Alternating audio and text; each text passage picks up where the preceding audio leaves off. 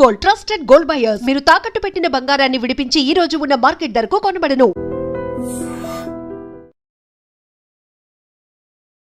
Hi hello నమస్తే, welcome back to iDream media. ఈరోజు మనతో ఉన్నారు హైకోర్టు అడ్వకేట్, అలాగే ఇమిగ్రేషన్ కన్సల్టెంట్ అయిన H1B వీసా కన్సల్ట్ సంబంధించిన పూర్తి వివరాలు ఇవ్వడానికి పృథ్వీ గారు ఉన్నారు. సార్తో మాట్లాడదాం.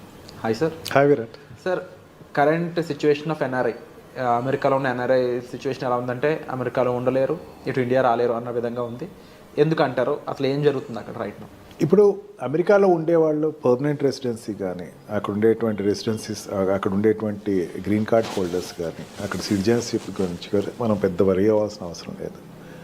వాళ్ళకి ఆల్రెడీ సెటిల్డ్ దేర్. అక్కడ వాళ్ళని ఏమీ టచ్ చేసేటువంటి ఆస్కారం ఉండదు. మనకి ప్రాబ్లం వల్ల ఎవరికి వస్తుందంటే H1B వీసా మీద వెళ్ళిన వాళ్ళ దగ్గర వస్తే ప్రాబ్లం.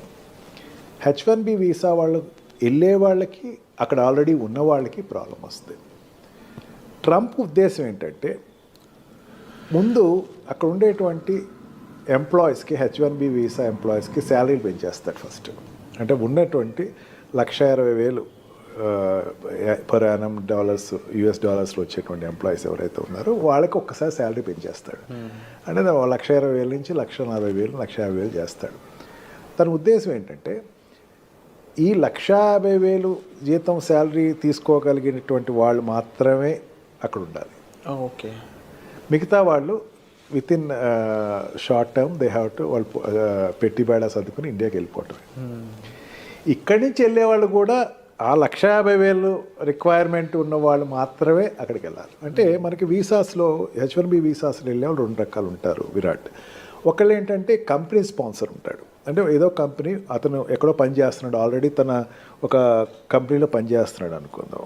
వాడిని అక్కడికి పిలుచుకెళ్ళేటువంటి ప్రాసెస్, అంటే కంపెనీ టు కంపెనీ తీసుకెళ్ళేటప్పుడు వాడి యొక్క రిక్వైర్మెంట్ ఉండేటప్పుడు తీసుకెళ్లే వాళ్ళకి పెద్ద ఇబ్బంది ఉండదు.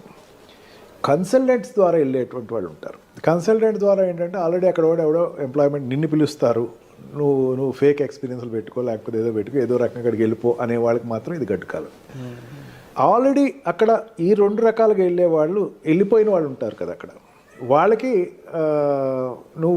నీకు ఇందా చెప్పాను చూసారా, మీకు ఈ పారామీటర్స్లో $1,20,000 శాలరీ ఏదైతే ఉందో, US డాలర్స్ శాలరీ ఏదైతే ఉందో, ఆ శాలరీ కన్నా తక్కువ ఉన్న వాళ్ళు you better drop from the country అని చెప్పేసి ఒక 2 months టైం ఇస్తాడు. ఆ 2 months టైం దేనికి ఇస్తాడు? Search for a new job. వాడికి సర్చ్ చేసినా సరే వాడికి అక్కడ రావాల్సిన $1,20,000 శాలరీ తోటి ఉండేటువంటి ప్రమాణాలతో ఉండేటువంటి కంపెనీలో జాయిన్ అవ్వాలి. Otherwise you have to come back to India. Nothing. అక్కడ ఎంప్లాయీ ఎవరంటే it's nothing A contract labour. ఇక్కడ నుంచి కాంట్రాక్ట్లో అక్కడికి వెళ్తాడు. 6 months to 2 years కాంట్రాక్ట్లో వెళ్తాడు. వెళ్ళిన తర్వాత రెగ్యులరైజ్ అవ్వడు. అంటే వాడు అక్కడ ఉండేటువంటి what we call green card కానీ, అక్కడ రెసిడెన్సీ పర్మిషన్ కానీ రాదు వాళ్ళకి. వాళ్ళు ఇంకా గాల్లోనే ఉంటారు. అసలు రెసిడెన్సీ పర్మిషన్ రావాల్సిన వాళ్ళు ఇంకా 60 లక్షల మంది ఉన్నారట అక్కడ. ఇంకా 60 లక్షల మంది ఉన్నారు. ఓకే. వీళ్ళందరికీ ఎప్పుడు రాను, వాళ్ళు 3 phases వైజ్గా వస్తుంది. వాళ్ళకి ఫేస్ వైజ్గా రావాల్సి ఎప్పుడు వచ్చిన వీళ్ళకి, I'm not talking about Indians, world వైజ్గా ఉండేటువంటి అక్కడ USలో ఉన్నవాళ్ళు 60 లక్షల మంది. వీళ్ళందరికీ రావాలి. అక్కడ ఉండే గ్రీన్ కార్డ్ రావాలి. గ్రీన్ కార్డ్ తర్వాత సిటిజన్షిప్ అప్లై చేసుకుంటారు. గ్రీన్ కార్డ్ రాకుండా ఉండి H1B వీసా మీద ఉన్నవాళ్ళు అక్కడ ఉన్నవాళ్ళు. వాళ్ళలో చాలామంది లెస్ దాన్ $1,20,000 మాత్రమే ఉన్నవాళ్ళు ఉన్నారు. $1,60,000 పైన ఉండేటువంటి వాళ్ళు జనరల్గా సాఫ్ట్వేర్ కంపెనీలో ఉండేవాళ్ళు. మనకి ఏంటంటే సాఫ్ట్వేర్ కంపెనీ ఒకటే అనుకుంటే కనపడతాయి, ఇంకా చాలా సెక్టర్స్ ఉంటాయి. ఆ సెక్టర్స్లో ఉండేవి అక్కడ ఆల్రెడీ USలో లాంచ్ అయిన వాళ్ళు ఉన్నారు. వాళ్ళందరూ కూడా $1,20,000 పైన శాలరీ ఉన్న వాళ్ళు మాత్రమే ఇక్కడ ఉంటారు. వాళ్ళకి $1,40,000 చేసేస్తాడు, గ్రాండ్గా చేస్తాడు. ఫస్ట్ $1,40,000 చేసి ఈ $1,40,000కి వాడికి ఇన్పుట్ ఉన్న వాళ్ళు మాత్రమే తీసుకోండి, ఇలాగే తీసుకోవద్దు. ఓకే.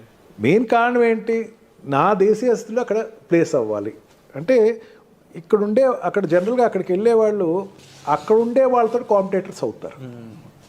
$1,20,000 శాలరీ అండి, $1,20,000 శాలరీ కన్నా తక్కువ ఉండేవాడు అక్కడ ఆల్రెడీ దొరికేస్తున్నాడు. వాడితో వీడి కాంపిటేటర్. నిన్ను తీసుకోవాలంటే నీకు ఎక్స్ట్రా టాలెంట్ ఉండాలి. నీ పర్సనాలిటీ నువ్వు ఎంబోర్డ్ చేసుకోవాలంటే నీకు you must be an extraordinary person for US. నిన్ను తీసుకెళ్ళాలి అనుకుంటే ఆ రకంగా నువ్వు వెళ్ళిన వాళ్ళు చూడాలి అని చెప్పేసి ట్రంప్కు ఒక నిర్దిష్టమైనటువంటి ఆలోచన అయితే తీసుకొచ్చే అవకాశం ఎక్కువే కనపడుతుంది. ఈ రకంగా చూసుకుంటే వెళ్ళే వాళ్ళకి ఆల్రెడీ ఎగ్జిస్టింగ్ ఉన్న వాళ్ళకి కూడా కొంచెం ఇబ్బందులు అయితే ఖచ్చితంగా ఉంటుంది. బట్ ఒకటి నా స్ట్రాంగ్ ఫీలింగ్ ఏంటంటే మన ప్రైమ్ మినిస్టర్ తోటి ఆయనకు మంచి రిలేషన్షిప్ ఉంది. అఫ్ కోర్స్ అని చైనాకున్న వ్యతిరేకత ఇక్కడ టార్గెట్ అంతా కూడా చైనా వాళ్ళ మీద ఎక్కువ టార్గెట్ ఉంది, కానీ ఇండియన్స్ మీద అంత ఎక్కువ టార్గెట్ అతనికి లేదు. ఓకే, ఖచ్చితంగా లీజర్ పీరియడ్స్ ఏదైనా ఉంటే పెంచవచ్చు. అండ్ ఈ what we call for example ఇప్పుడు ఎకానమికల్గా చూసుకుందాం. ఎకానమికల్గా చూసుకుంటే అక్కడ ఇంపోర్ట్స్ ఏదైతే ఉన్నాయో చైనా నుంచి వచ్చేటువంటి ఇంపోర్ట్స్ని 60% ట్యాక్స్ పెంచే అవకాశం ఉందన్నాడు. అంటే చైనా నుంచి ఇంపోర్ట్ అయ్యేటువంటి వస్తువులన్నిటినీ కూడా ట్యాక్స్ పెంచే అవకాశం ఉంది. ఇప్పుడు అమెరికాలో ఎక్కువ చైనా గూడ్స్ దొరుకుతాయి మనకి. ఆ గూడ్స్ అన్నిటినీ 60% ట్యాక్స్ పెంచేస్తున్నాడు, ఎందుకంటే డిస్కరేజ్ చేయటం కోసం అని చెప్పేసి తనకు మెయిన్ ఉద్దేశం అది. ఈ రకంగా ప్రతి సెక్టర్స్లోనూ అతనికి ఈ చైనాని ఎంత డిస్కరేజ్ చేయాలి అని ఉంది. He got good friendship with Indian prime minister. Indian తోటి మంచి రిలేషన్స్ అయితే ఉన్నాయి. మెయిన్ ఏంటంటే చాలామంది అనుకుంటూ ఏంటంటే ఇండియాకి చాలామంది H1B వీసాలో ఇండియాకి వచ్చేస్తారు, లేకపోతే ఇండియా వాళ్ళు చాలా ఎఫెక్ట్ అవుతారు. కానీ మరి నా స్ట్రాంగ్ నమ్మకం ఏంటంటే ఇండియాతోటి రిలేషన్స్ ఎస్టాబ్లిష్ అయితేనే తనకి చైనాతోటి పోటీ పడవచ్చు. అంటే ఈ సౌత్ ఏషియన్ ఏరియాలో చైనాతోటి పోటీ పడే పెద్ద కంట్రీ ఇండియాయే కనపడుతుంది. ఇది ఇప్పుడు కాదు, ఫస్ట్ టర్మ్లో కూడా అదే అతను ఎక్స్పోజ్ అయ్యాడు. ఈ రకంగా చూసుకున్నా సరే ట్రంప్ ఉండేటువంటి తన పాలసీస్ అన్నిటినీ కూడా ఇండియా వైజ్కి వచ్చేసరికి కొంచెం లీజర్గా కొంచెం లీనియంట్గానే చూడొచ్చు. అందుకని అంత డ్రాస్టిక్గా మనకేం నష్టం రాకపోయి ఉండొచ్చు. బట్ వన్ థింగ్, కన్సల్టెంట్స్ నుంచి వెళ్ళే వాళ్ళు కాస్త జాగ్రత్తగా ఎక్కువ చూసుకుని ఫేక్లు తక్కువ పెట్టుకుని, ఫేక్లు కాకుండా ఒరిజినల్గా మీరు ఉండేటువంటి మీ ప్రజెంటేషన్ ఉంటే కనుక they will get benefited of it. Already అక్కడ ఎగ్జిస్టింగ్ ఉన్న వాళ్ళు కూడా ఇమీడియట్గా మళ్ళీ ఇంకో కంపెనీలో జాయిన్ అయ్యి ఇమీడియట్గా దాన్ని అతను what we call lean period ఏదైతే ఉందో ఆ పీరియడ్ నుంచి బయటకు వచ్చేసి వెంటనే ఇంకో దానికి ఎంప్లాయ్మెంట్ అప్లై చేసుకుని షిఫ్ట్ అయితే బెటర్.